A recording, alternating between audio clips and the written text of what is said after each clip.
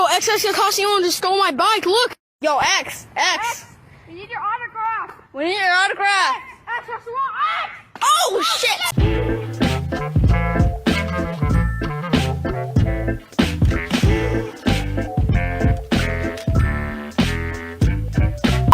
Have you ever wanted a fun, action-packed Roblox survival game to play with your friends?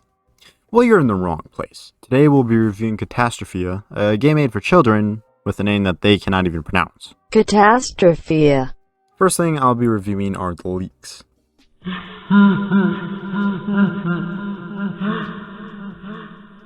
This game doesn't have an official leaks page, but before they release something to all servers, they showcase it in 1 or 2 servers, including a video in their Discord about it, and then slowly patch the bugs and release it to all the servers that they have. While not really a traditional system, I do respect what they're doing here with the slow release. While some people may find it annoying that they aren't able to use the new feature right away, it's best to slowly incorporate it instead of just shoving it out there without testing. Zolter. For the lack of any leaks channel, I have to dock 5 points, but for the way that they handle new features, I would give them 4 out of 10. Next would be their staff, or lack thereof.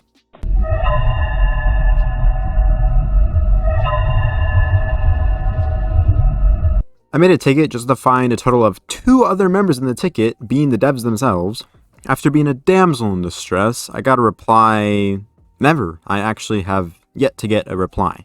So if there's a cheater in your server, you're kinda screwed. They need to at least add a few friends to the staff team to from time to time check tickets, regardless of it being a quote hobby or not. The owner's trying to help players when they have questions, but other than that, it's kind of up to them to figure it out for themselves. I'd say 210 for effort though. Just hire more people, man. Come on.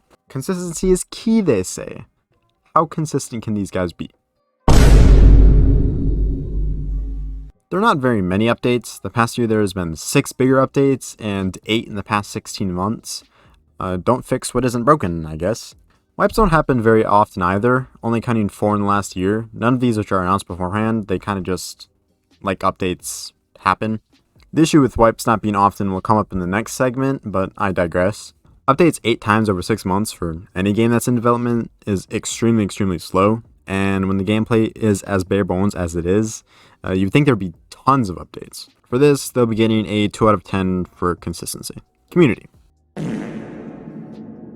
Well, it's a survival game, but even worse, as it targets the mobile demographic. Mobile players are mainly children playing on iPads or their parents' phones, meaning the community is going to be rather immature.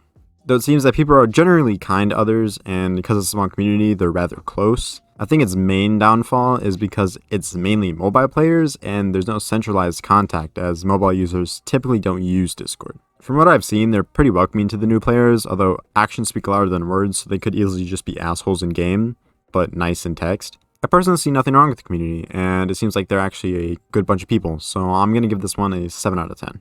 Who needs any of those other things if the gameplay is good, right? Right? Baba Booey, Baba Booey, Baba Booey, Baba Booey, Baba Booey. I played the game for about half an hour, and I was mainly just trying to get the core gameplay down for this video. I was surprised at the server sizes, being only 10 slots, making it almost impossible to play with more than maybe one other friend and actually have a competition.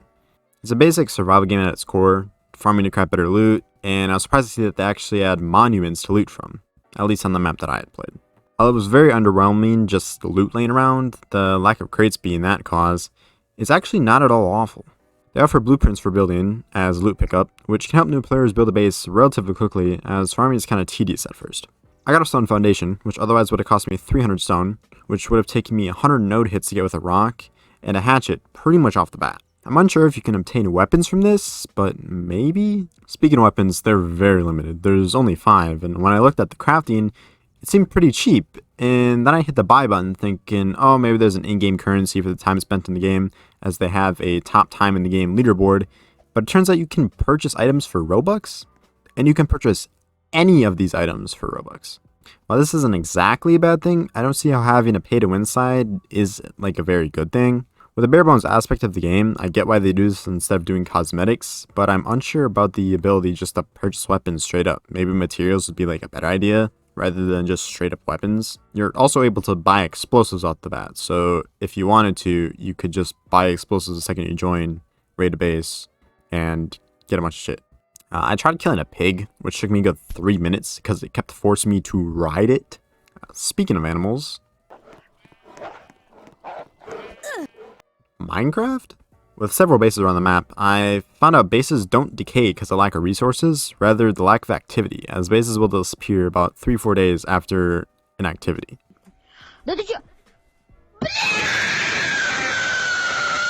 Meaning that technically you could have the same base for months if you spend enough time on it. While I didn't actually do much PvP, besides bonking some kid with a gun and causing the next world war, I found a clip of gun PvP, and to be honest, I have no idea what the hell is going on here. It looks like it has bloom with the hit markers, but I can't tell if it's just hit scan and then has the delayed hits. I personally do not care about graphics, as I played on Lost for the longest of times. I kind of prefer gameplay over looks, and in all honesty, even to my standards, these are kinda bad.